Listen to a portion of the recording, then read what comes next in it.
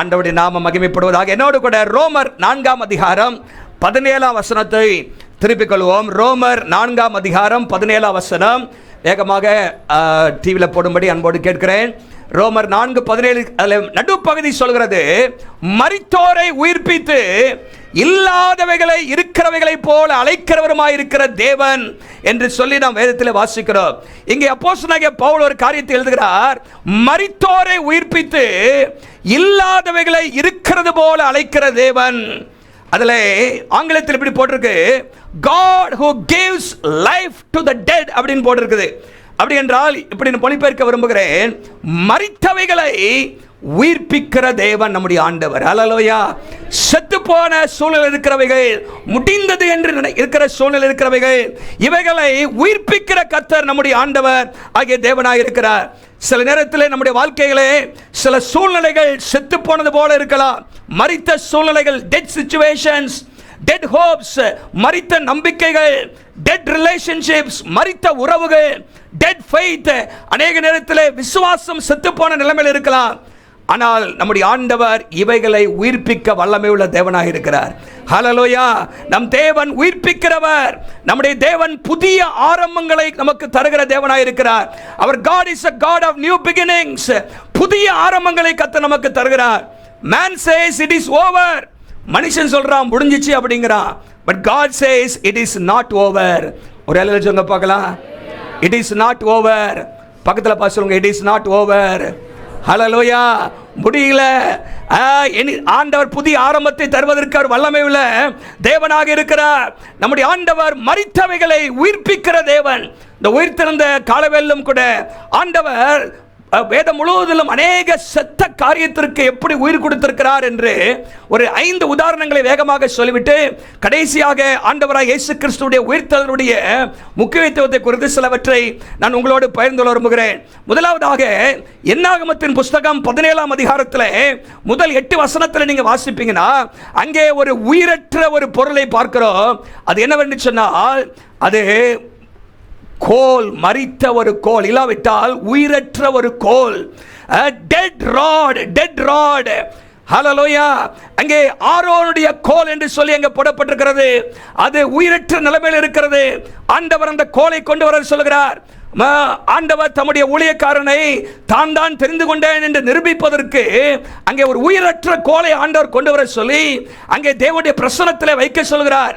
வேதம் சொல்கிறது 8ஆம் வசனத்தில் வாசிக்கிறோம். 8ஆம் வசனத்தில் ஆரோனுடைய கோல் என்னவாயிற்றா, அது துளிர் விட்டது. துளிர் விட்டது மாத்திரமல்ல, பூ பூத்து வாதுமை பழங்களையும் கொடுத்தது. பாருங்க, அந்த ஒரு படத்தில் பாருங்களேன், வீடியோவில் செத்த நிலைமையில் இருக்கிற அந்த கோல் ஆண்டவர் அங்கே என்ன செய்கிறாருன்னு சொன்னால் பாருங்க பாருங்க எப்படி வருதுன்னு, அங்கே பூ பூத்துருச்சு பாருங்க. ஹல்லேலூயா. இது பூ பூத்தோடு நின்றுச்சு வீடியோவில். ஆனால் அது காய் காய்த்து என்ன பண்ணுச்சு, அது வாதுமை பழங்களை கொடுக்குது. நல்லா கவனிங்க. Aaron's rod was not just a stick, it was a dead stick. அது செத்த ஒரு கோலாக, உயிரற்ற ஒரு கோலாக இருக்கிறது. மரத்திலிருந்து வெட்டப்பட்ட ஒரு சூழ்நிலை, வேரில்லை, தண்ணீர் இல்லை, உயிர் இல்லை. ஆனாலும் கர்த்தர் அதை துளிர்க்க செய்தார். ஹல்லேலூயா. பாருங்க, பழம் வந்துருச்சு அதுக்குள்ள. ஹல்லேலூயா. ஆண்டவர் என்ன பண்றாரு, துளிர்க்க செய்கிற தேவனாக இருக்கிறார். நம்முடைய ஆண்டவர் துளிர்க்க செய்கிறவர். ஹல்லேலூயா. வேதத்திலே ஒரு வாக்குத்தத்த வசனம் இருக்கிறது. எசேக்கியேல் 17ஆம் அதிகாரம் 24ஆம் வசனத்தில் பட்டு போனதை தழைக்க பண்ணுவேன் என்று ஆண்டவர் சொல்லியிருக்கிறார். ஹல்லேலூயா. பட்டு போனதை தழைக்க, I will make the dry tree flourish என்று அங்கே போடப்பட்டிருக்கிறது. நம்முடைய வாழ்க்கையிலே சில காரியங்கள், வாய்ப்புகளிலிருந்து நம்ம வெட்டப்பட்டிருக்கலாம், மக்களால் மறக்கப்பட்டிருக்கலாம், தயவிலிருந்து நம்ம விலகி காணப்படலாம். ஆனால் உயிரற்ற கோலை உயிர்ப்பித்த ஆண்டவர், அதற்கு ஜீவனை கொடுத்த ஆண்டவர், துளிர்விட செய்த ஆண்டவர், நம்முடைய வாழ்க்கையிலும் ஆண்டவர் துளிர்விட செய்வதற்கு வல்லமை உள்ள தேவன். ஹல்லேலூயா. வேதம் சொல்லுகிறது, ஈசாயின் அடிமரத்திலிருந்து ஒரு அது துளிர்விடும் என்று சொல்லப்பட்டிருக்கிறது. 11ஆம் அதிகாரம் 1ஆம் வசனத்தில் ஏசாயால நம்ம வாசிக்கிறோம். அங்கே துளிர்விடும், ஈசாயின் அடிமரத்திலிருந்து ஒரு துளிர் தோன்றும். துளிர் என்றால் வெட்டப்பட்ட ஒரு மரம், அதாவது அடிமரம் என்று சொன்னால் ஸ்டம்ப். ஆண்டவர் அதை துளிர்க்க செய்கிற தேவனாய் இருக்கிறார். பாருங்க, dead rod came to life. அது என்ன ஆயிடுச்சு, it started to bud and produce fruits என்று சொல்லி எங்கே நம்ம வாசிக்கிறோம். நம்முடைய வாழ்க்கையிலும் கர்த்தர் அதை செய்ய வல்லமை உள்ள தேவனாக இருக்கிறார். ஒரு வாலிபன் இருந்தான், கிராம பகுதியிலே படித்து அவன் வேலைக்காக தேடிக்கொண்டிருந்தான். அவனுக்கு தகுதியான அநேக குவாலிஃபிகேஷன் இல்லை. பல இடங்களிலே அவன் வேலைக்கு அப்ளை பண்ணுறான். ஒரு ஜாப் ரிஜெக்ட் ஆகுது, ரெண்டாவது ஜாப் ரிஜெக்ட் ஆகுது. அவனுக்கு ஆங்கிலம் பேசக்கூடிய அந்த கிருபை அவனுக்கு இல்லை. ஆகவே என்ன பண்ணிட்டாங்க, அவனை எல்லாத்தையும் ரிஜெக்டட் வந்துருச்சு. 15 அப்ளிகேஷன் போட்டு ரிஜெக்ட். அவன் நினைச்சான், I am good for nothing, I am good for nothing அப்படிங்கிற நிலைமைக்கு என்னால் ஒரு பிரயோஜனம் இல்லை, நான் உதவாக்கிற, நோபடி வாண்ட்ஸ் மீ, யாருக்கு எனக்கு தேவையில்லை அப்படிங்கிற லெவலுக்கு வந்தோடனே ஒரு நாள் ஆலயத்துக்கு போய் ஜெபிக்க ஆரம்பித்தான். ஹல்லேலூயா. ஆண்டவரே, நான் உதவாத கரையாக இருக்கிறேனே, யாரும் என்னை ஏற்றுக்கொள்ள மாட்டேங்கிறார்களே, ஆண்டவரே எல்லாரும் புறக்கணிக்கிறார்களே என்று சொல்லி அவன் ஆண்டவரிடத்தில், ஆண்டவரே நீர் என்னோடு இருக்கிறீர் என்பதை நிரூபித்து காண்பீங்க அப்படின்னு சொல்லி அவன் ஜெபம் பண்ணான். ஹல்லேலூயா. சில நாட்களில் அவன் அப்ளை பண்ணாத இடத்துல இருந்து, விண்ணப்பிக்காத இடத்துல இருந்து ஒரு ஃபோன் கால் வந்துச்சான். ஹல்லேலூயா. அங்கேருந்து அழைப்பு வந்துச்சான். இன்டர்வியூ அட்டன் பண்ண சொன்னாங்களாம். இன்டர்வியூ அட்டன் பண்ணானா, ஆண்டவர் விசேஷித்த ஒரு தயவை ஆண்டவர் கட்டளையிட்டார். ஒரு வேலை வாய்ப்பு கிடைத்தது. அவன் நினைச்சதை காட்டிலும் நிறைய சம்பளம் கொடுத்தாங்களாம். ஒரு சொல்லுங்க பார்க்கலாம். பாருங்க, இது எதை காண்பிக்கிறேன்னு சொன்னால், நம்முடைய ஆண்டவர் ஒன்றுமில்லை உதவாக்கரை என்று சொன்னால் கூட கர்த்தர் அதை துளிர்க்க செய்ய வல்லமை உள்ள தேவனாக இருக்கிறார். Dead rod but it blossomed, it budded and blossomed. அது துளிர்த்தது என்று சொல்லி நம்ம பார்க்கிறோம். இன்னைக்கு உங்க கையில ஒரு குச்சியை கொடுத்துட்டு, எப்பா நீங்க வீட்டுக்கு கொண்டு போங்க, நாளைக்கு துளிர்த்துறோம் அப்படின்னு சொன்னா நீங்க என்ன நினைப்பீங்க, இவர் நல்லா தானே இருந்தார் கொஞ்சம் இவ்வளவு நேரம், திடீர்னு என்ன குச்சியை கொடுத்துட்டு கொண்டு போக சொல்றாரு அப்படின்னு என்னையும் திட்டுவீங்க, சிரிப்பீங்க. ஆனால் நம்ம நல்லா கவனிங்க, God does not depend on natural laws. ஆண்டவர் இயற்கை விதியை சார்ந்தவர் அல்ல. God is not limited by natural laws. இயற்கை விதிக்கு அவர் உட்பட்டவர் அல்ல. Natural laws will bow to the supernatural power of God. இயற்கை விதிகள் இயற்கைக்கு அப்பாற்பட்ட தேவனுடைய வல்லமைக்கு அது அடிபடியும். இதை மாதிரி விசுவாசிக்கிறீங்க? ஆண்டவர் கடல்ல நடக்க முடியுமாங்க இயற்கை விதியின்படி? முடியாது. ஆனால் கர்த்தர் இயற்கைக்கு அப்பாற்பட்டவர், அதை நம்ம விசுவாசிக்க வேண்டும். ஆகவே தான் அங்கே வேதத்தில் வாசிக்கிறோம், பவுல் சொல்கிறாரு, அவர் இல்லாதவைகளை இருக்கிறது போல அழைக்கிற கர்த்தர் நம்முடைய ஆண்டவர். ஹல்லேலூயா. He calls things that are not as though they were. ஆண்டவர் இல்லாதவைகளை இருக்கிறது போல அழைக்கிற தேவனாக இருக்கிறார். ஆகவே டெட் ராட், உயிரற்ற ஒரு கோல் துளிர்த்தது. ஹல்லேலூயா. இரண்டாவதாக எசேக்கியேல் 37ஆம் அதிகாரம் நம்ம எல்லாருக்கும் தெரியும். அங்கே என்ன பார்க்கிறோம்னு சொன்னா, dead bones or dry bones, உலர்ந்த எலும்புகள். எல்லாம் சொல்லுங்க, என்ன எலும்பு? உலர்ந்த எலும்புகள். எப்படி கிடக்குது பாருங்க, பள்ளத்தாக்கு ஃபுல்லா அப்படியே உலர்ந்த எலும்புகளா கிடக்குது. பைபிளில் வாசிக்கிறோம் 37:2 வாசித்தீங்கன்னா எசேக்கியேல்ல அங்கே சும்மா உலர்ந்தன்னு போல இன்னொரு வார்த்தை அடிஷனலா போட்டிருக்கு, மிகவும் உலர்ந்தது, வெரி ட்ரை. அப்படின்னா ஈர பசையால இல்லை. என்னது, நம்ம ஆட்கள் பார்த்தீங்கன்னா சிலர் சாப்பிடுவாங்க, எலும்பு சாப்பிடுவாங்க, அப்படியே உருவாங்க, அப்படி உறிஞ்சி உள்ள இருக்கிறதா புடிஞ்சு இழுத்து தான் அதை போடுவாங்க தூக்கி. ஆனால் இந்த எலும்புல பார்த்தீங்கன்னா புளிய there is no moisture at all. அங்கே ஒரு ஈர பசையே இல்லை. ட்ரை, வெரி ட்ரை அப்படின்னு போட்டிருக்கு. மிகவும் உலர்ந்தது அப்படின்னா என்ன அர்த்தம்னா, it is dead for a long time. பல ஆண்டுகள் ஆயிடுச்சு இப்போ செத்து போய். 37:11 சொல்லுது. 37:11 இட் இஸ் கம்ப்ளீட்லி ஹோப்லெஸ். நம்பிக்கையே இல்லை, நம்பிக்கை அற்று போயிற்று. our bones are dried up and our hope is gone. நம்பிக்கை அற்று போயிற்று என்று சொல்லி அங்கே போடப்பட்டிருக்கிறது. ஆண்டவர் தீர்க்கதரிசியை பார்த்து கேட்கிறாரு, இந்த எலும்பெல்லாம் உயிரடையுமா அப்படின்னு. உங்கள்கிட்ட கேட்டான்னு சொல்லுவீங்க, வாய்ப்பே இல்லை. ஆனால் தீர்க்கதரிசி சொல்றாரு, நோன்லாம் சொல்லலை, அது உமக்கு தெரியும் ஆண்டவரே அப்படிங்கிறார். ஹல்லேலூயா. உமக்கு தெரியும், யூ நோ தட் லார்ட். ஆண்டவரே உமக்கு தெரியும் என்று சொல்கிறதை பார்க்கிறோம். பாருங்க, இது முடியுமா முடியாதா என்பதில் விசுவாசம் இருக்குதா இல்லையா? ஹல்லேலூயா. என் ஆண்டவர் மரித்தவைகளை உயிர்ப்பிக்கிற கர்த்தர், இல்லாதவைகளை இருக்கிறது போல அழைக்கிற கர்த்தர் அவர். ஆண்டவர் சொல்றாரு, தீர்க்க தரிசனம் உரை என்று சொல்கிறார். அங்கே செய்யும் பொழுது முதலாவதாக இரைச்சல் உண்டாகிறது. ஹல்லேலூயா, இரைச்சல் உண்டாகிறது. அப்புறம் எலும்புகள் சேருது. பாருங்க, இரைச்சல் வந்துருச்சு பாருங்க பாடத்துல. என்னது? இரைச்சல் வருது, எலும்பு சேருது. அப்புறம் என்னது? தோல் உண்டாகுது. அப்புறம் ஆவி உள்ள வந்துருச்சு. ஒரு எல்லாம் சொல்லுங்க பார்க்கலாம். எல்லாம் சேனையா எழும்பிருச்சு. இதுக்கு முன்னாடி எப்படி கடந்துச்சு? உலர்ந்து ஸ்கேட்டர்டா கடந்துச்சு, உலர்ந்து போயிருந்துச்சு. ஆண்டவர் அற்புதம் செய்கிற தேவன். ஹல்லேலூயா. பாருங்க, ட்ரை போன்ஸ், உலர்ந்த செத்த எலும்புகள். நம்முடைய வாழ்க்கையிலும் கூட சில காரியங்கள் இப்படிப்பட்ட சூழ்நிலை இருக்கலாம். ட்ரீம்ஸ் ஸ்கேட்டர்டு, இமோஷன்ஸ் புரோக்கன், உணர்வுகள் உடைந்த நிலைமைகளே, கனவுகள் சிதறப்பட்ட நிலைமைகளே நம்முடைய வாழ்க்கையில இருக்கலாம்.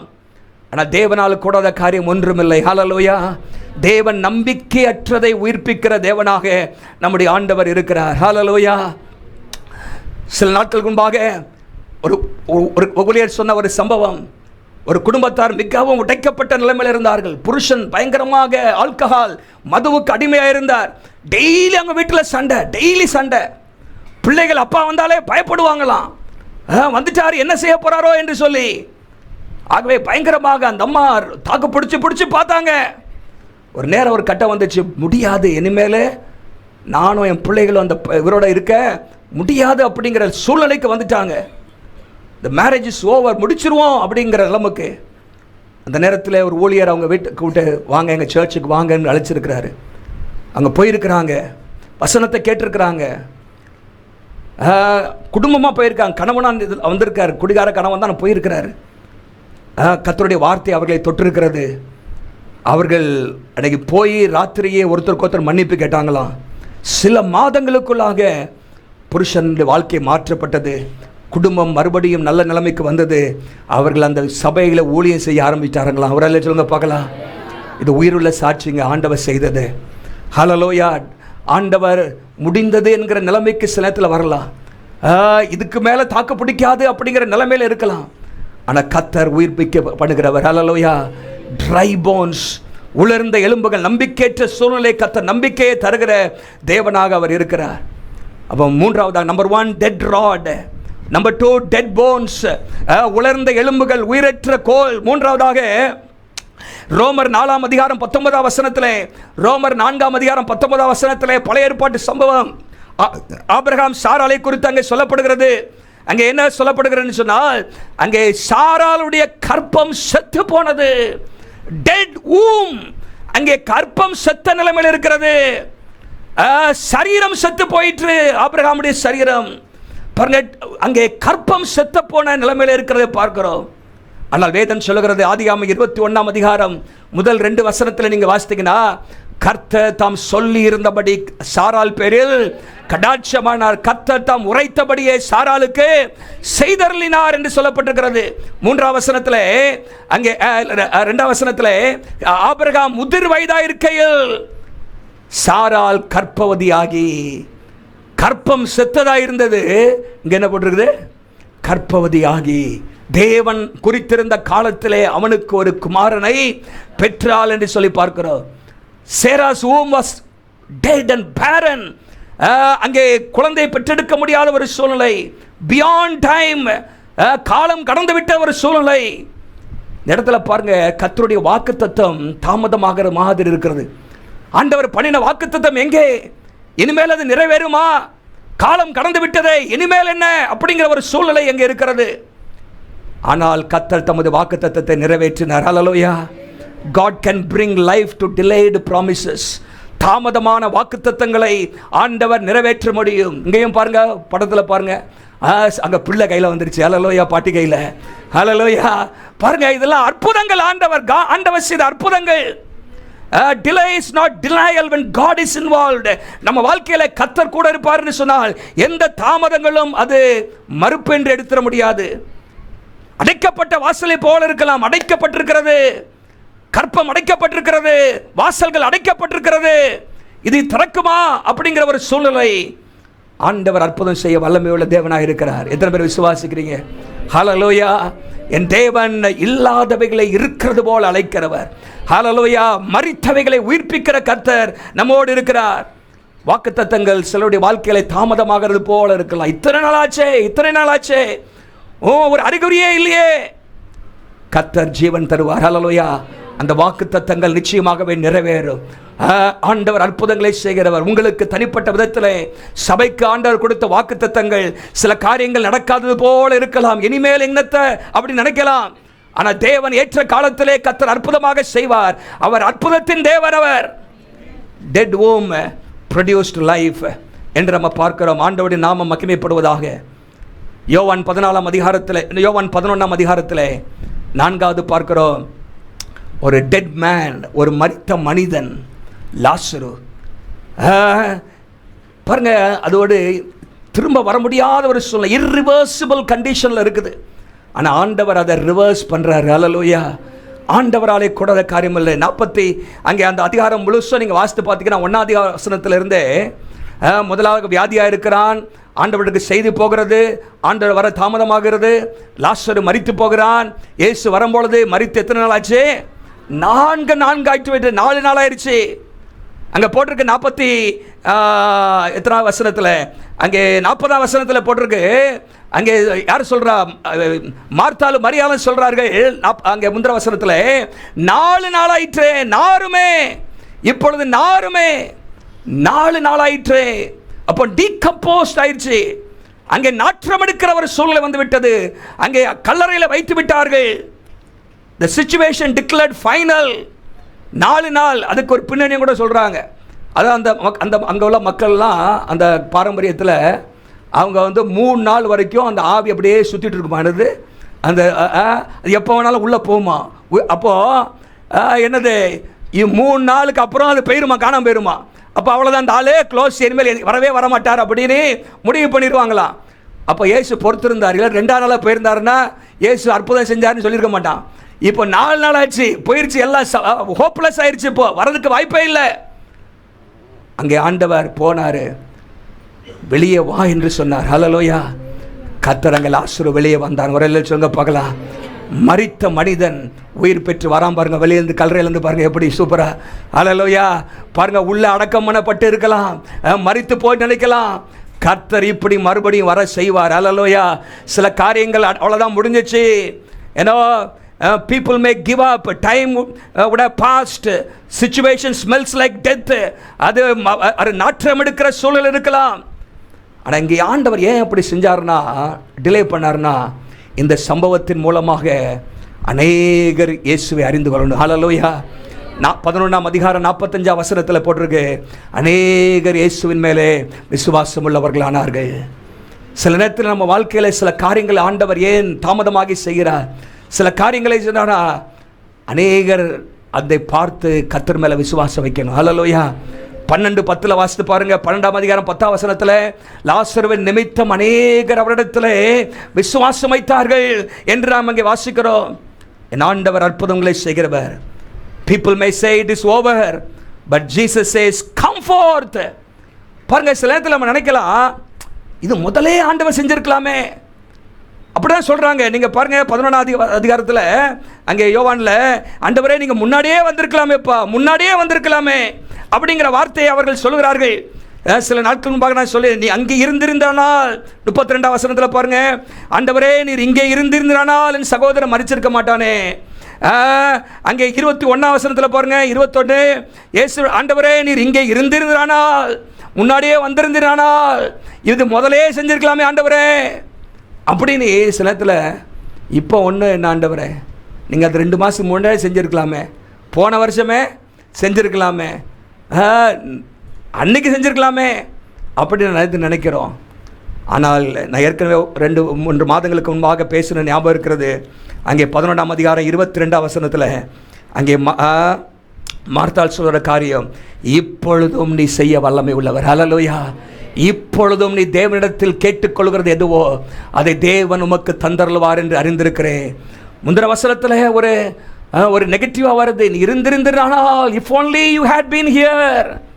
ஆனால் அடுத்த வசனத்தில் even now it is possible with you.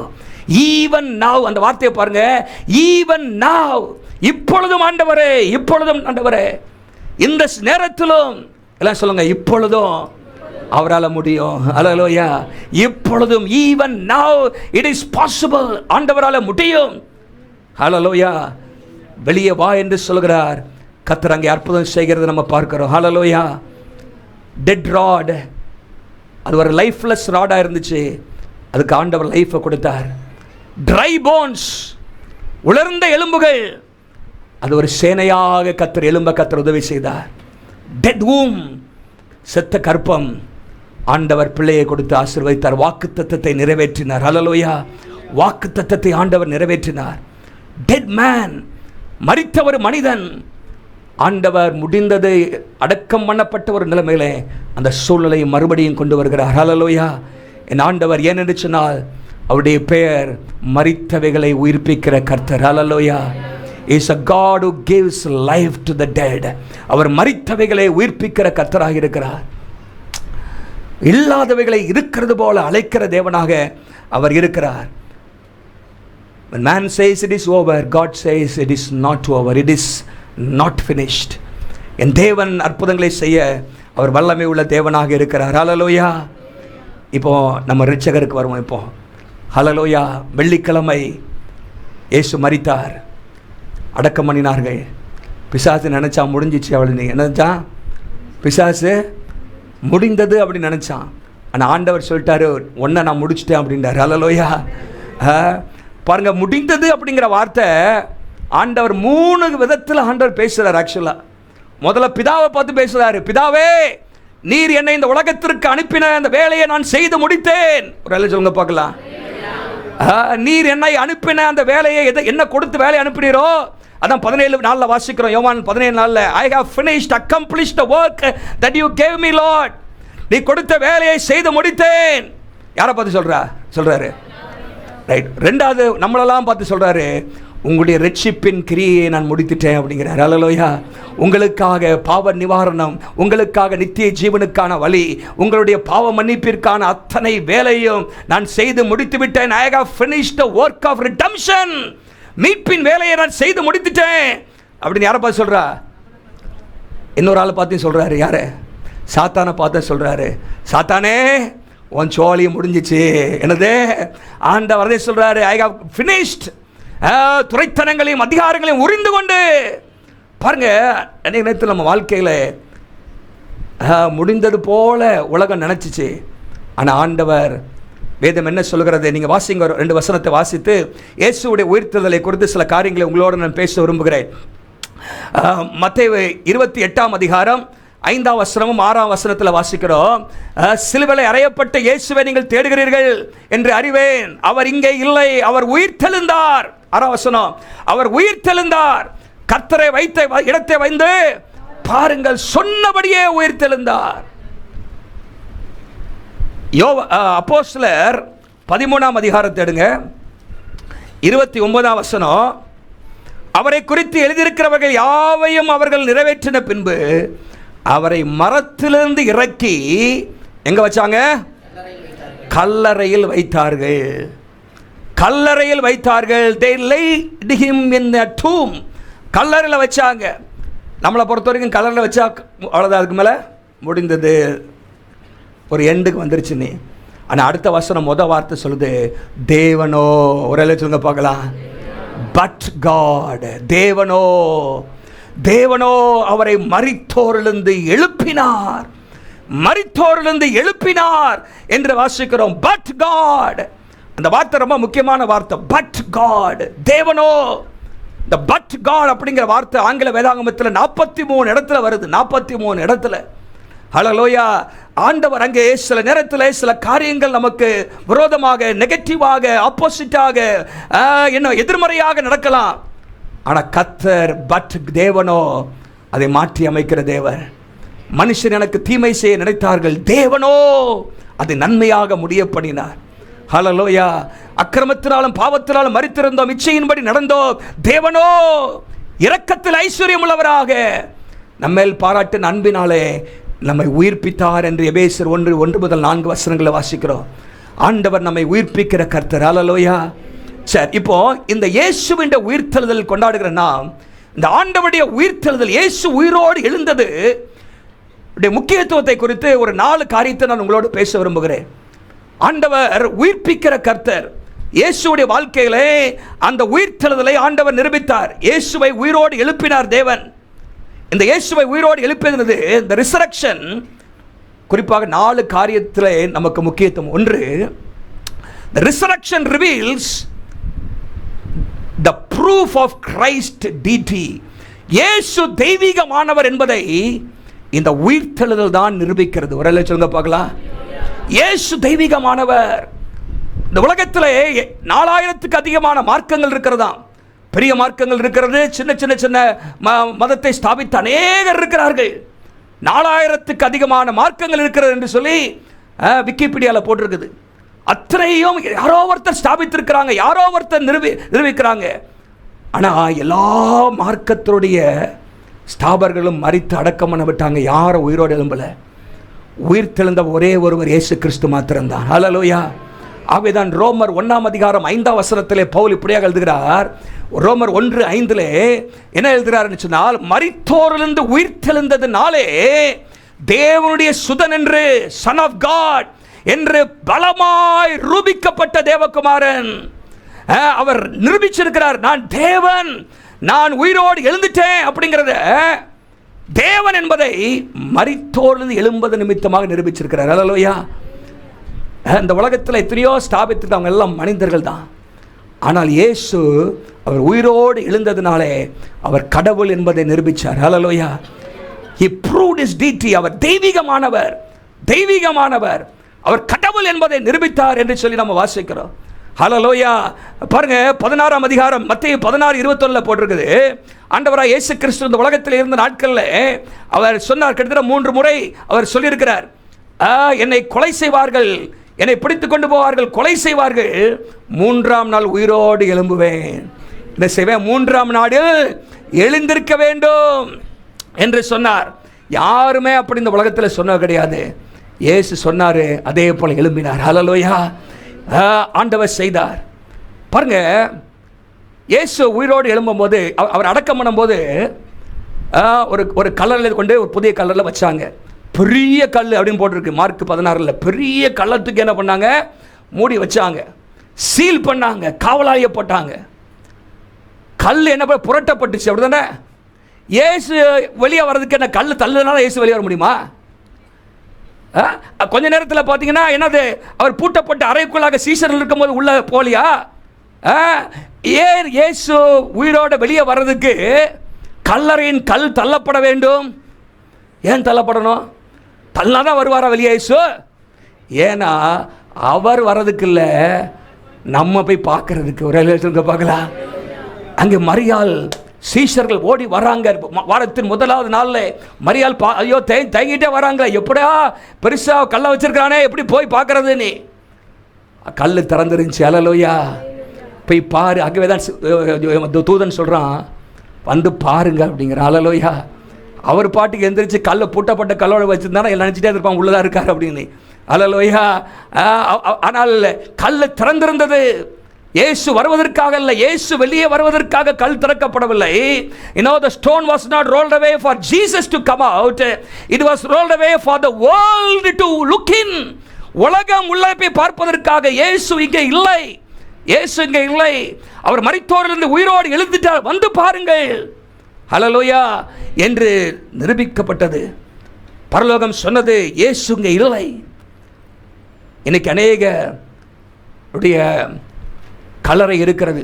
எல்லா கல்லறையிலையும் 2 தேதி போட்டிருக்கோம், பிறப்பு இறப்பு, மலர்ந்தார் உதிர்ந்தார் அப்படின்னு போட்டிருக்கோம். சில இடத்துல பிறந்த அப்படி நிறைய வார்த்தைலாம் போட்டிருக்கோம். அப்படி பார்த்துருக்கீங்களா? பிறந்த நாளும் மரித்த நாளும் இருக்கும். ஆனால் இயேசுவுக்கு 3 நாள் இருக்குது. ஹல்லேலூயா. பிறந்தார், மரித்தார், உயிரோடு எழும்பினார். எந்த கல்லறையாவது இருக்குதாங்க? எந்த கல்லறையும் இருக்காது. பாருங்க, 3 நாட்கள்.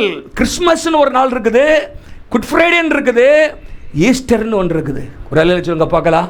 3 முக்கியமான தினங்கள். இன்னைக்கு எத்தனையோ மார்க்கங்களில் ஜெயந்தின்னு கொண்டாடுறாங்க. ஜெயந்தினா பிறந்த நாள். கிருஷ்ண ஜெயந்தி, அந்த ஜெயந்தி, மகாவீர் ஜெயந்தி, காந்தி ஜெயந்தி, பிறந்த நாள். எங்கேயாவது மரித்த நாளை முக்கியத்துவப்படுத்துகிறாங்களா? யாராவது? இயேசுடைய மரணம் விசேஷமானது. யாராவது உயிர்த்தெழுந்த நாள்னு கொண்டாடுறாங்களா? நீங்களும் நானும் மட்டும்தான் உயிர்த்தெழுந்த நாளை கொண்டாடுறோம். That is uniqueness about Christianity. Hallelujah. இயேசு உயிரோடு எழுந்தார். ஒரு சொல்லுங்க பார்க்கலாம். அது உலகம் அறிந்த உண்மை. ஹல்லேலூயா. எத்தனையோ அதுக்கு ஆதாரங்கள் இருக்கிறது. இயேசு உயிரோடு எழுந்தார். ஹல்லேலூயா. அவர் தம்முடைய சீஷர்களுக்கு தம்மை காண்பித்தார். 40 நாட்கள் தம்மை உயிரோடு இருக்கிறவராக திருஷ்டாங்கங்களாக காண்பித்தார். இயேசு உயிரோடு இருக்கிறார். ஹல்லேலூயா. நான் ஒரு சம்பவத்தை அடிக்கடி சொல்லியிருக்கேன், ஞாபகம் இருக்கான்னு தெரியல. ஒரு நாள் இங்கேருந்து நிறைய பேர் இஸ்ரேலுக்கு போகிறாங்க பார்த்தீங்களா. அப்படியே ஒரு குடும்பம் போச்சான். ஒருத்தன் தன்னுடைய மனைவியுடைய அம்மா மாமியாரையும் கூட்டிகிட்டு போனானாம். எங்கே? இஸ்ரேலுக்கு எல்லாத்தையும் சுற்றி பார்க்குறக்கா போகிறான். அங்கே பல இடங்களில் பார்த்துட்டு வரும்போது திடீர்னு மாமியாருக்கு ஹார்ட் அட்டாக் வந்துருச்சு. இப்போ என்னடா பண்ணுறது அப்படின்னா, அங்கே உள்ள மக்கள்லாம் சொன்னாங்களாம், நீங்கள் ஊருக்கு எடுத்துகிட்டு போனீங்கன்னா உங்களுக்கு 50,000 ரூபா செலவாகும். இங்கேயே அடக்கம் பண்ணிங்கன்னா 5,000 ரூபாயில் என்ன பண்ணிடலாம், இங்கே இஸ்ரேல் தேசத்தில் என்ன பண்ணிடலாம், அடக்கம் பண்ணிடலாம் அப்படின்னாங்களாம். இவன் கொஞ்சம் யோசித்து பார்த்துட்டு, இல்லை ஊருக்கே கொண்டு போயிடுறேன் அப்படின்ட்டானா. 50,000 ரூபாவும்ப்பா, 45,000 ரூபா மிச்சம் பண்ணலாம். இல்லை எத்தனை 50,000 5 லட்சமே ஆனால் ஊருக்கு நான் கொண்டு போயிடுறேன் அப்படின்னானா. ஏன் அப்பா அப்படின்னு கேட்டால், இப்போ தான் நாங்கள் எருசலேமு பெத்லகேம் எல்லாம் சுற்றி வந்துட்டு இருந்தோம். அங்கெல்லாம் சொன்னாங்க, இங்கே ஒருத்தர் 2000 வருஷத்துக்கு முன்பாக மரிச்சார், 3 நாள் உயிரோடு வந்துட்டார். என் மாமியார் உயிரோடு வந்துடக்கூடாது. இது ஒரு ஜோக்கு தான். என்ன சொல்ல வரேன்னா, இயேசு உயிரோடு எழுந்தார் என்பது உலகம் அறிந்த உண்மை. ஹல்லேலூயா. Jesus rose again from the dead. இயேசு உயிரோடு எழும்பினார். ஹல்லேலூயா. ஆண்டவர் தம்முடைய அந்த தெய்வீகத்தை அதன் மூலமாக நிரூபித்தார் என்று சொல்லி நம்ம பார்க்கிறோம். என் தேவன் வல்லமை உள்ள தேவனாக இருக்கிறார். ஹல்லேலூயா. அப்போ it is the proof of his deity. இயேசு தேவன். ஹல்லேலூயா. எத்தனை பேர் விசுவாசிக்கிறீங்க? அவரை போல ஜீவனுள்ள தேவன் இந்த உலகத்தில் யாருமே கிடையாது. மரணத்தை ஜெயித்தவர். இரண்டாவதாக இயேசுடைய உயிர்த்தெழுதல் எதை காண்பிக்கிறது என்றால், மரணம் ஒரு முடிவல்ல என்பதை காண்பிக்கிறது. Power over death. மரணத்தின் மேல் வல்லமை இருக்கிறது. 1 கொரிந்தியர் 15ஆம் அதிகாரம் 55ஆம் வசனத்தில் போட்டிருக்குது.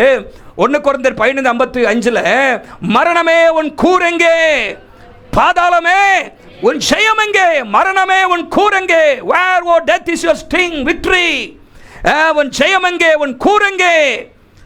மனுஷன் பயப்படுகிற ஒரு பெரிய காரியம் எதுனா உலகத்தில், மரணத்துக்கு தான் பயப்படுறான். சாவு வருதுன்னா அப்போ அவனுக்கு என்ன ஆயிரும், வேறு எதையும் கூட தாங்கிக்குவான். சாவு அப்படின்னா அதை ஜீவகாலமெல்லாம் மரண பயத்தில் இருக்கிறவர்கள் என்று நாம் வேதத்தில் வாசிக்கிறோம். Death is the greatest fear of humanity, but Jesus conquered it. இயேசு மரணத்தை ஜெயித்தார். Death was a prison. No one can escape it. உலகத்தில் யார் அதுக்கு தப்பிக்க முடியாது. ராஜாக்கள், பணக்காரர்கள், ஏழைகள் எல்லாரும் மரித்திருக்கிறார்கள். ஆனால் இயேசு அந்த சிறையை முறியடித்தார். ஹல்லேலூயா. Death is now defeated. மரணம் தோற்று போனது. ஆகவே தான் இப்படி சொல்லுவாங்க, இன்னைக்கு ஈஸ்டர் அன்னைக்கு எனக்கு என்னமா, இது மரணம் மரிச்ச நாள். சொல்லுங்க, சாவு செத்த நாள். சாவு என்ன ஆயிடுச்சு? The day the death died. மரணத்திற்கு ஒரு முடிவு உண்டாக்கின நாள் தான் இந்த ஈஸ்டர் பண்டிகை. ஒரு அல்ல சொல்லுங்க பார்க்கலாம். Death is no longer a destination. மரணம் வந்து ஒரு எல்லை அல்ல, ஒரு முடிவு அல்ல. It is a doorway now. அது பரலோகத்திற்கு போவதற்கான, நித்தியத்திற்கு போவதற்கான ஒரு நுழைவாயிலாக இருக்கிறது. ஹல்லேலூயா. மரணம் ஒரு டெஸ்டினேஷன் கிடையாது, அது முடிவு கிடையாது, இதுக்கு மேலே ஒன்றும் இல்லை அப்படின்னு இல்லை. இயேசு மரித்து உயிரோடு எழும்பினபடினாலே இன்னைக்கு மரணம் என்னன்னா, இட்ஸ் அ டோர்வே, ஒரு நுழைவாயில். ஒரு எல்லாம் சொல்லுங்க பார்க்கலாம். Grave is not the end, it is transition. ஆண்டவர் இயேசு சொன்னார் யோவான் 14:19, நான் பிழைத்திருக்கிறபடியால் நீங்களும் பிழைப்பீர்கள், நீங்களும் பிழைப்பீர்கள். Because I live, you shall also live. நீங்களும் பிழைப்பீர்கள் என்று இயேசு சொன்னார். பாருங்க, மரணத்தின் மேலே ஜெயம் எடுத்த ஒரு நாள். ஒரு அல்ல சொல்லுங்க பார்க்கலாம். ஆகவே நம்ம எல்லாருக்கும் தெரிந்திருக்கணும், மரணம் முடிவல்ல. அவர் கிறிஸ்துவை எழுப்பினவர் நம்மையும் எழுப்புவார். ஹல்லேலூயா. 1 கொரிந்தியர் 6:14 சொல்கிறது, கிறிஸ்துவை எழுப்பினாரே நம்மையும் எழுப்புவார், நம்மை எழுப்புவார். நம்முடைய வாழ்க்கையிலும் மரணத்துக்கு பிற்பாடு ஒரு வாழ்க்கை இருக்கிறது. ஹல்லேலூயா. மரணம் ஒரு மனுஷனுடைய வாழ்க்கையில முடிவு அல்ல என்பதை இயேசுவுடைய உயிர்த்தெழுதல் நமக்கு காண்பிக்கிறது. அவர் உயிர்த்தெழுதலுடைய முதல் பலனாக இருக்கிறார். ஹல்லேலூயா. இயேசு வரும்பொழுது மரித்த எல்லா பரிசுத்தவான்களும் உயிரோடு எழும்புவார்கள் என்கிற அந்த நம்பிக்கை இயேசுவுடைய மரணம் நமக்கு தருகிறது. சொல்லுங்க பார்க்கலாம். So number one, it's a proof of Christ deity. இயேசு தெய்வீகமானவர், இயேசு கடவுள் என்பதை நிரூபிக்கிறது அவருடைய உயிர்த்தெழுதல். இரண்டாவதாக, மரணத்தை அவர் ஜெயித்து விட்டார், நமக்கும் அந்த மரணத்தின் மேலே ஜெயத்தை கொடுக்கிறார் என்கிற அந்த நிச்சயத்தை தருகிறது.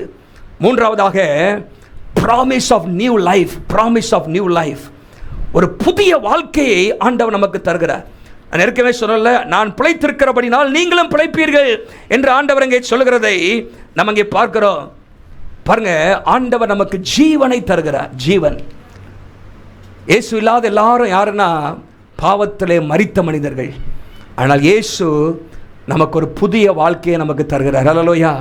ஒருவன் கிறிஸ்துவுக்குள் இருந்தால் புதிய சிருஷ்டியாக இருக்கிறான். புதிய சிருஷ்டி, புது வாழ்வு, நியூ லைஃப். நியூ லைஃப், ஒரு புதிய வாழ்க்கையை ஆண்டவர் தருகிறார். பழைய வாழ்க்கையிலிருந்து புதிய வாழ்க்கைக்குள்ளாய் ஆண்டவர் தருகிறார். அந்த அந்த ஜீவனுள்ள வாழ்க்கை, இந்த உயிர்த்தெழுந்த வாழ்க்கையை கர்த்தர் நமக்கு தருகிறார். அங்கே நான் வாசிக்கிறேன், எபேசியர் 2 அதிகாரம் 1 வசனத்தில், மரணத்திலும் அக்கிரமத்திலும் பாவத்திலும் மரித்திருந்த நமக்கு ஆண்டவர் நம்மை உயிர்ப்பித்தார். ஹல்லேலூயா. ஒரு புதிய வாழ்க்கை ஆண்டவர் தருகிறார். புதிய வாழ்க்கை, புது வாழ்வு மாத்திரமல்ல. இயேசு சொன்னார் யோவான் 10 அதிகாரம் 10 வசனத்தில், நானோ அவைகளுக்கு ஜீவன் கொடுக்கவும், என்ன ஜீவன்?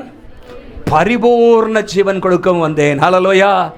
ஜீவன் மாத்திரமல்ல, பரிபூர்ண ஜீவன், பரிபூர்ண வாழ்வு. not only new life, abundant life. abundant life, abundant life என்று சொன்னால் இந்த உலகத்திலே மகிழ்ச்சியோடு, சமாதானத்தோடு, நிறைவோடு, வெற்றியோடு வாழ்கிற அந்த வாழ்க்கையை இந்த உயிர்த்தெழுந்த இயேசு நமக்கு தருகிறார். தோல்வி உள்ள வாழ்க்கை அல்ல, விழுந்து விழுந்து எழும்புகிற வாழ்க்கை அல்ல. அந்த உயிர்த்தெழுதின் வல்லமை நம்முடைய வாழ்க்கையில் வரும் பொழுது, அந்த உயிர்த்தெழுந்த இயேசுவை நாம் விசுவாசிக்கும் பொழுது, உலகம் கொடுக்க முடியாத சமாதானத்தை நம்ம உள்ளத்தில் தரார். சொல்ல முடியாத சந்தோஷம், joy unspeakable, full of glory, மகிமையினால் நிறைந்ததும் சொல்லி முடியாததுமான அந்த சந்தோஷம் என்று பேதுரு எழுதுகிறார் அல்லவா? அந்த சந்தோஷத்தை ஆண்டவர் தராரு. That is what abundant life is all about. இந்த உலகத்திலே ஒரு வெற்றி உள்ள வாழ்க்கை வாழ இந்த உயிர்த்தெழுந்த இயேசு நமக்கு கிருபை தரார். ஹல்லேலூயா. அது மாத்திரமல்ல, புது வாழ்வு, பரிபூர்ண வாழ்வு, நித்திய வாழ்வு. ஹல்லேலூயா. நித்திய வாழ்வு, நித்திய வாழ்வு. பழைய வாழ்க்கையிலிருந்து புதிய வாழ்க்கையை தராரு. பாவத்திலிருந்து பரிசுத்த வாழ்க்கைக்குள்ளாக கொண்டு வர புதிய வாழ்க்கை. அந்த புதிய வாழ்க்கையை பரிபூர்ணமாக வாழ உதவி செய்கிறார். அதுக்கப்புறம் நித்திய வாழ்க்கையை வாக்கு பண்றார். ஹல்லேலூயா. நீங்கள் யோவான் 3:16 வாசிக்கிறோம், நித்திய ஜீவன் உண்டாயிருக்குன்னு போட்டிருக்குது. யோவான் 10:28 இயேசு சொன்னார், அவைகளுக்கு நான் நித்திய ஜீவனை கொடுக்கிறேன், ஒரு காலம் அவைகள் கெட்டு போவதில்லை. யோவான் 6:40 சொல்றாரு, என்னை விசுவாசிக்கிறவன் நித்திய ஜீவனை உடையவனாய் இருப்பான் என்று வாசிக்கிறோம். யோவான் 5:24 வாசிக்கிறோம், என்னை அனுப்பினவரை விசுவாசிக்கிறவனுக்கு நித்திய ஜீவன் உண்டு. ஹல்லேலூயா. நித்திய வாழ்க்கை. ஆண்டவர் அப்படிப்பட்ட வாழ்க்கையை நமக்கு தர அவர் வல்லமை உள்ள தேவனாக இருக்கிறார். இந்த உலகத்தில் யாரும் நமக்கு தர முடியாது. ஹல்லேலூயா.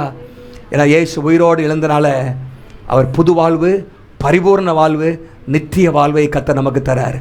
அதை இந்த உலகத்தில் அனுபவிக்கணும். ஹல்லேலூயா.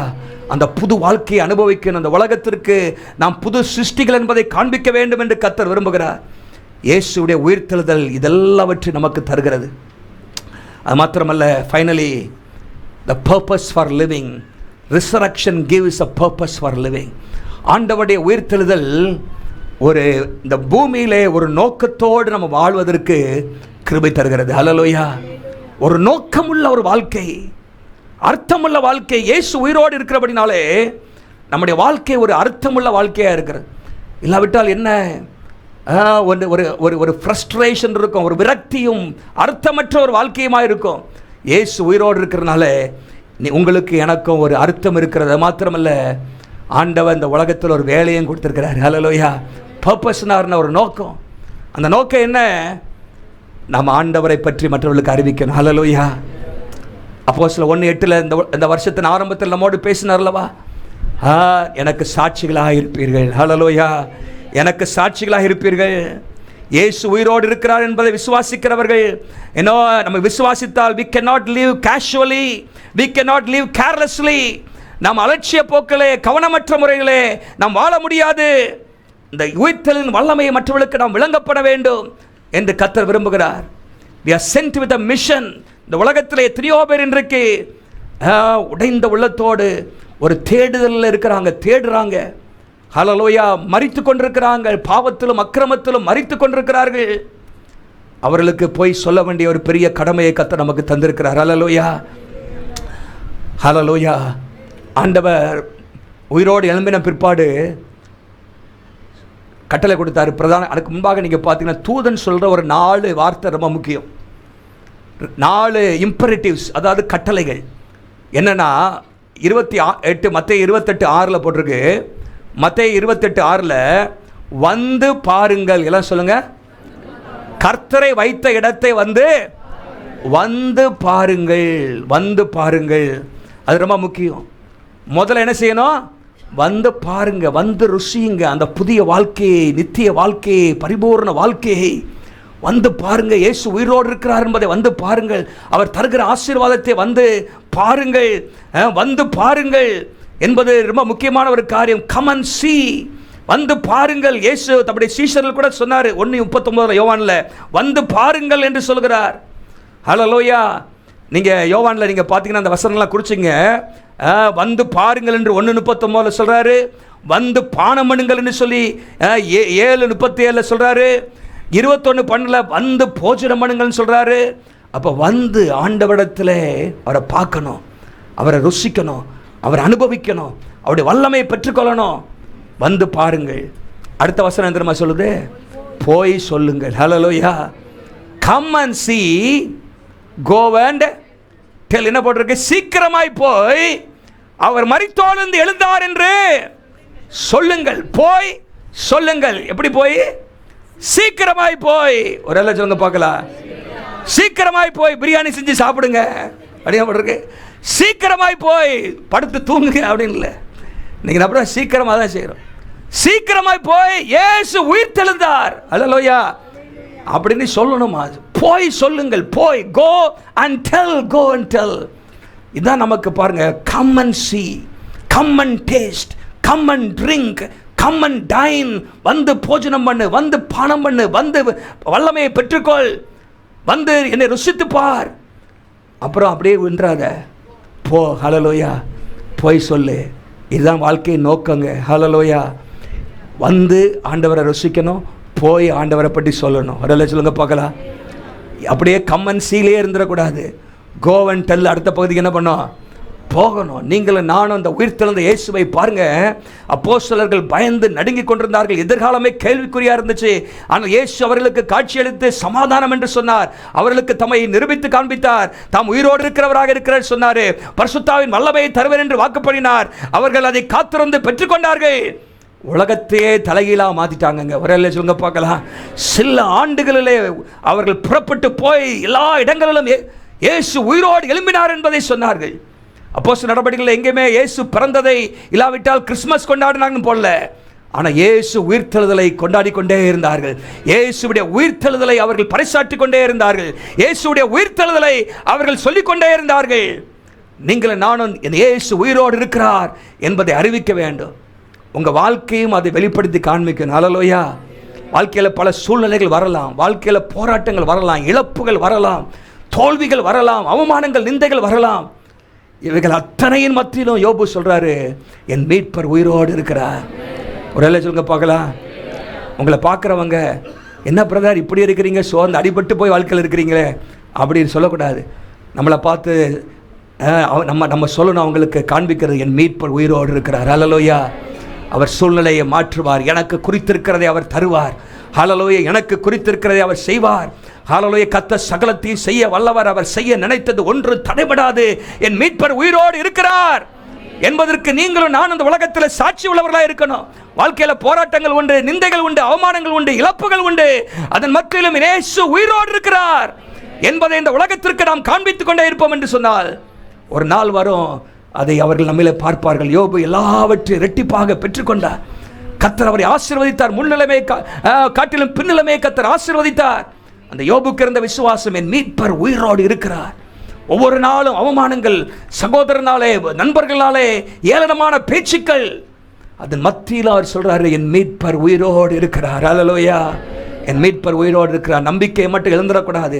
என் ஆண்டவருடைய பேரு மரித்தவைகளை உயிர்ப்பிக்கிற கர்த்தர். ஹல்லேலூயா. He is a God who gives life to the dead. ஆண்டவர் மரித்தவைகளை உயிர்ப்பிக்கிற ஆண்டவர், இல்லாதவைகளை இருக்கிறது போல அழைக்கிற ஆண்டவர். பாருங்க, ஆபிரகாமுக்கு அந்த விசுவாசம் தான் இருந்துச்சு. இன்னைக்கு உங்களுக்கு எனக்கு அந்த உயிர்த்தெழுந்த நாளில் அந்த விசுவாசம் இருக்கும் என்றால், எப்படி மரித்த உயிரற்ற ஒரு கோள் துளிர்த்ததோ உங்களுடைய வாழ்க்கையும் ஆண்டவர் துளிர்விட செய்வார். ஹல்லேலூயா. அதுக்கு நாளில் ரொம்ப பிடிக்கல. It took only one night. ஒரே நாளில் கர்த்தர் மாற்றுகிறார். ஓவர் நைட்டில் ஆண்டவர் மாற்றுகிறார். ஒரு சொல்லுங்க பார்க்கலாம். ஹல்லேலூயா. மறுநாளிலே கர்த்தர் நம்முடைய வாழ்க்கையில் ஒரு நாளை வச்சிருக்கிறாரு. ஹல்லேலூயா. கர்த்தர் ஒரு துளிர் விடுகிற அனுபவத்தை ஆண்டவர் தருவார். ஹல்லேலூயா. நம்மை சுற்றிலும் இருக்கிற காரியங்கள் நம்பிக்கையற்றது போல இருக்கலாம். ஹல்லேலூயா. உலர்ந்த எலும்புகளைப் போல சிதறி கிடக்கலாம். கர்த்தர் ஜீவனை கொடுப்பதற்கு அவர் வல்லமை உள்ள தேவனாக இருக்கிறார். ஹல்லேலூயா. செத்த கற்பம் போல இருக்கலாம். வாக்குத்தத்தம் நிறைவேறலை ஆண்டவரே, எத்தனை நாட்கள் தான் இன்னும் காத்திருப்பது என்கிற அந்த விரக்தி நம்ம வாழ்க்கையில் இருக்கலாம். ஆனால் ஆண்டவர் ஜீவன் உள்ளவர். ஹல்லேலூயா. ஏற்ற காலத்திலே ஆண்டவர் வாக்குத்தத்தங்களை நிறைவேற்றுவார். ஆண்டவர் அற்புதங்களை நம்முடைய வாழ்க்கையில் அவர் செய்வார். செத்த கற்பம் உயிரடைய ஆண்டவர் செய்தார். பிள்ளையை பெற்றெடுக்க உதவி செய்தார். சாராளுக்கே ஆச்சரியமா இருக்கு, சிரிக்கிறாங்க. இந்த பாட்டி நான் பிள்ளைய பார்த்தனா. ஹல்லேலூயா. அவங்க அப்போ பாருங்க, பிள்ளைக்கு பேரே சிரிப்புன்னு வச்சுட்டாங்க. ஈசாக்குன்னா என்னது? சிரிச்சுக்கிட்டே இருப்போம் வாழ்க்கையில். ஏன்னா கர்த்தர் என்ன பண்ணாரு? சிரிக்க வைக்கிற. பாருங்க, ஆண்டவர் அற்புதங்களையும் தேவன். ஹல்லேலூயா. செத்து போன 4 நாள் ஆயிற்று. மரித்த மனிதனை கர்த்தர் அற்புதம் செய்கிறார். இப்பொழுதும் செய்ய முடியும். சேர்த்து நம்ம சொல்லலாம், அந்த யாரை மரியாதை போல மார்த்தாலை போல, ஆண்டவரே நீங்கள் அப்போவே செஞ்சுருக்கலாமே, 2 நாளுக்கு முன்பாக செஞ்சுருக்கலாமே, ஆண்டவரே நீ இருந்திருந்தா இப்படி நடந்திருக்காதே, ஆண்டவரே ஏன் எனக்கு இப்படி முன்பாகவே செய்யவில்லை அப்படின்னு நம்ம சொல்லிட்டு இருக்க வேண்டாம். போனது போகட்டும். இப்போ சொல்லுங்கள், இப்பொழுதும் ஆண்டவரே நீ செய்ய முடியும். ஏன்னா நீங்கள் உயிரோடு இருக்கிறவர். ஹல்லேலூயா. இப்பொழுதும் even now you can do it because you are a God who can bring life to the dead. ஆண்டவர் அற்புதங்களை செய்கிற கர்த்தர். ஹல்லேலூயா. இயேசு உயிரோடு எழுந்தார். அவரை அடக்கம் பண்ணினார்கள், கல்லறையில் வைத்தார்கள். உலகம் நினைச்சிச்சு, சீஷர்கள் நினைத்தார்கள். சீஷர்கள் கூட நம்பிக்கை இல்லை. அவர்கள் எம்மாவூர் சீஷர்கள் அவர்கள் சோர்ந்து போய் கொண்டிருக்கிறாங்க. ஐயோ, என்னெல்லாமோ நம்ம நம்பி இருந்தோமே, எல்லாமே போயிடுச்சே, இயேசுவை கொண்டுட்டாங்களே அப்படின்னு நினைச்சாங்க. ஹல்லேலூயா. ஆனால் அவங்க கூடவே இயேசு நடந்து வர்றது அவங்க தெரியல அவங்களுக்கு. ஹல்லேலூயா. அவங்க கூடவே இயேசு இருந்தார். இயேசு உயிரோடு எழுந்தார். தேவனோ பட் காட். தேவனோ நம்முடைய வாழ்க்கையில் பல காரியங்களை சொல்லலாம். ஆனால் தேவனோ சூழ்நிலையை மாற்றக்கூடிய வல்லமை உள்ளவர். எத்தனை பேர் விசுவாசிக்கிறீங்க? ஹல்லேலூயா. கர்த்தர் அற்புதம் செய்வார் உங்கள் வாழ்க்கையில். சில நேரத்தில் ஹல்லேலூயா உடைந்த குடும்பங்கள் அல்லது உடைந்த பொருளாதாரம் எல்லாம் வாழ்க்கையே முடிந்து போன நிலைமையில் இருக்கலாம். கர்த்தர் அற்புதம் செய்ய வல்லமை உள்ளவர். இந்த உயிர்த்தெழுந்த நாளிலே கர்த்தர் உங்களோடு பேசுகிறது தான். மரித்தவைகளை உயிர்ப்பிக்கிற கர்த்தர் நம்முடைய ஆண்டவர். ஹல்லேலூயா. அதை நம்முடைய வாழ்க்கையிலும் ஆண்டவர் செய்வார். அது மாத்திரமல்ல, அதை நம்ம அனுபவித்து அநேகருக்கு இயேசுவை அறிவிக்கணும். ஹல்லேலூயா. உங்கள் வாழ்க்கை ஒரு அர்த்தமுள்ள வாழ்க்கையாக மாறணும். ஏதோ ஞாயிற்றுக்கிழமை வந்து ஆராதிச்சுட்டு சும்மா ஒரு செத்த நிற்கலாம் இருக்கக்கூடாது. நம்ம ஒரு ஜீவனை வெளிப்படுத்த வேண்டும். நம்முடைய வாழ்க்கை ஒரு ஜீவன் பெற்ற வாழ்க்கை, ஒரு பரிபூர்ண ஒரு வாழ்க்கை என்பதை இந்த உலகம் பார்க்கணும். ஹல்லேலூயா. இயேசுவின் ஜீவன் நம்மிடத்திலிருந்து மற்றவர்களுக்கு புறப்பட்டு செல்லணும். Come and see, go and tell. ஹல்லேலூயா. வந்து பாருங்கள், வந்து கர்த்தர் தருகிறார் நன்மைகளை அனுபவிங்கள், போய் சொல்லுங்க. ஹல்லேலூயா. அதை மரியாள் சொன்னார்கள், மக்தலா மற்ற சீஷர்கள் வந்து பார்த்தார்கள், போய் சொன்னார்கள். சாகிற வரைக்கும் சொன்னாங்க. ஆண்டவர் அந்த கிருபைகளை கர்த்தர் நமக்கு தருவாராக. மரித்தவைகளை உயிரோடு எழுப்புகிறவர். நம்ம எல்லாரும் எழுப்பி நிற்போமா?